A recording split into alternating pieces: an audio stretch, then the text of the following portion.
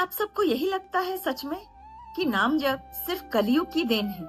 क्या सिर्फ कलयुग में नाम जप की साधना बहुत जरूरी है, या सिर्फ कलयुग में ही भगवान का नाम लेके हम भगवत प्राप्ति कर सकते हैं? या फिर आप लोगों को ये लगता है कि शायद जो नाम जप का इम्पोर्टेंस है वो सिर्फ कलयुग के लिए बनाया गया है?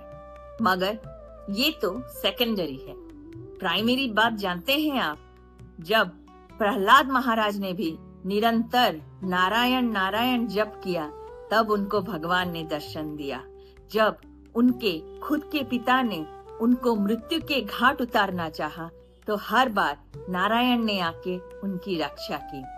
और इतना ही नहीं, महाभारत में जब भगवान कृष्ण ने गीता का ज्ञान दिया तब भी भगवान ने समराइज करके एक ही चीज बताया कि मेरा नाम स्मरण ही तुम्हें अपनी जीत दिला सकता है। तो इसको मैं आज आपको डिटेल में बताती हूँ कि जब आपका जीवन युद्ध भूमि बन जाए, जब अपने ही विरोधी बन जाए और जब धर्म और अधर्म के बीच खड़ा होना पड़े तो तब कोई शस्त्र नहीं, रणनीति नहीं, केवल और केवल भगवान का नाम ही मनुष्य का अंतिम सहारा बनता है। तो महाभारत सिर्फ एक युद्ध की कथा नहीं, महाभारत है नाम जप की गूंज।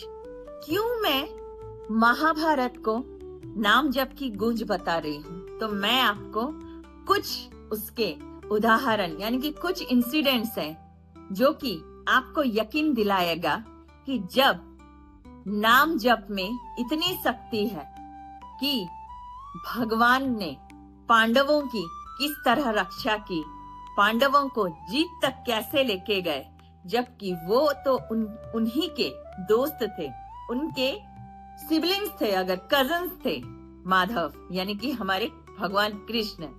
तो हम लोग तो नीच, पापी और कितने गिरे हुए लोग हैं, कलयुग में पैदा हुए हैं।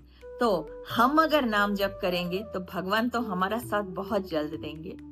तो चलिए वो इंसिडेंट्स मैं आपसे शेयर करती हूँ। द्रौपदी सभा में अपमानित हो रही थी।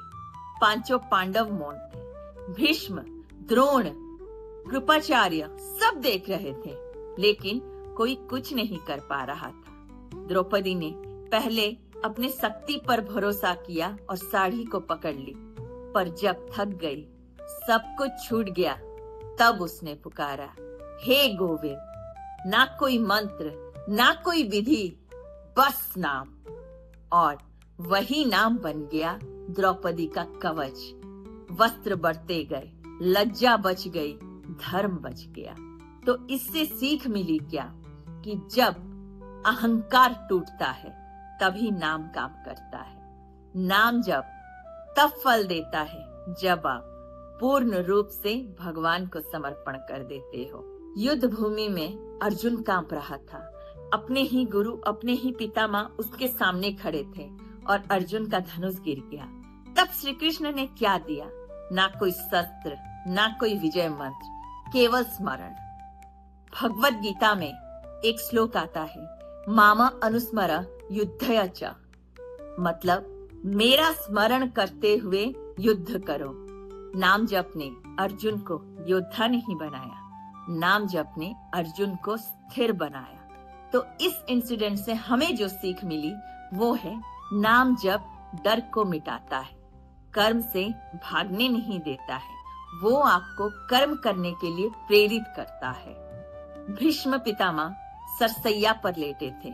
सारे शरीर में उनके बाण थे। मृत्यु निकट थी, पर उनके मुख से जो अंतिम शब्द निकले वो थे, नारायण नारायण।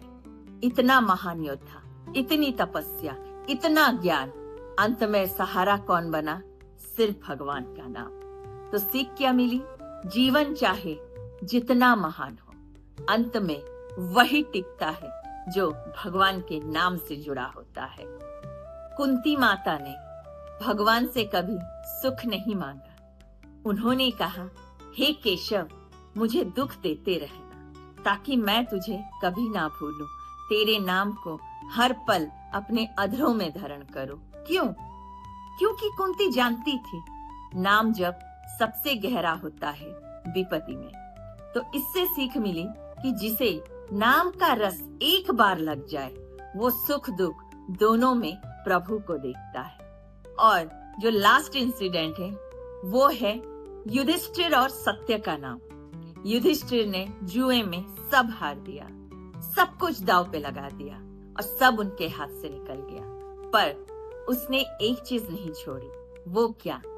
भगवान का स्मरण। वनवास में, अपमान में, अकेलेपन में वो नाम जप से जुड़े रहे। इसीलिए तो युधिष्ठिर धर्मराज बने। इसीलिए महाभारत के बाद भी उनका तेज बना रहा।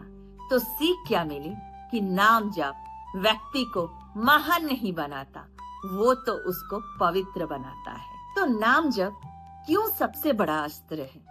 क्योंकि नाम बिना शर्त है, नाम बिना साधन के है, नाम हर अवस्था में है और नाम मृत्यु के पार भी ले जाता है। महाभारत का हर पात्र अलग अलग रूप में यही सिखाता है। जो नाम से जुड़ गया वो कभी पराजित नहीं हुआ।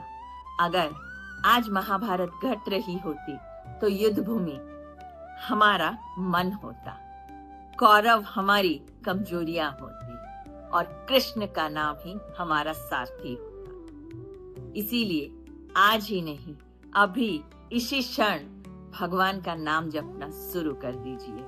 कोई भी नाम भगवान का जिसमें आपको वो कनेक्शन फील होता हो। कृष्ण नाम लीजिए, राम नाम लीजिए, नारायण नाम लीजिए, राधा नाम लीजिए, क्योंकि नाम जप भी महाभारत से पार ले जाता है। और आखिर में एक पंक्ति अवश्य मैं कहना चाहूंगी कि महाभारत ने सिखाया युद्ध हाथों से नहीं, नाम से जीते जाते हैं। प्यार से बोलिए हरे कृष्णा, राधे राधे। Stay blessed.